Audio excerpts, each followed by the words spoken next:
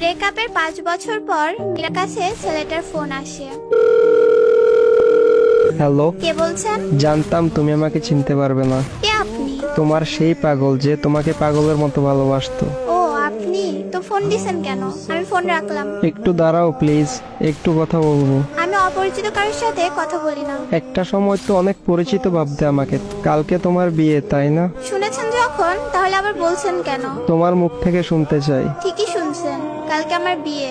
কি বলবেন বলেন। তোমার সাথে যেদিন শেষ কথা হয় সেদিন একটা কথা বলেছিলাম, মনে আছে? কি কথা? এটাও মনে নেই?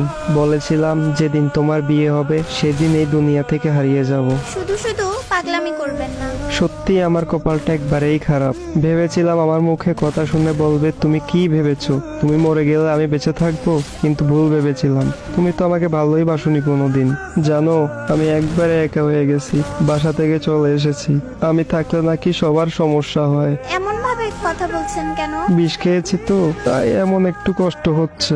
সমস্যা নাই, একটু পরে নিশ্চুপ হয়ে যাব। কি কি কেন এমন করছো?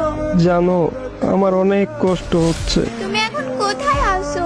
বলতে পারবো না, আর জেনেও কোনো লাভ নেই। আমাকে বাঁচাতে পারবে না। মৃত্যুর আগে একটু কথা বলবো তোমার সাথে, শুনবে? বলো কোথায় আছো? ওই এত কান্না করছো কেন? একটুও কান্না করবে না।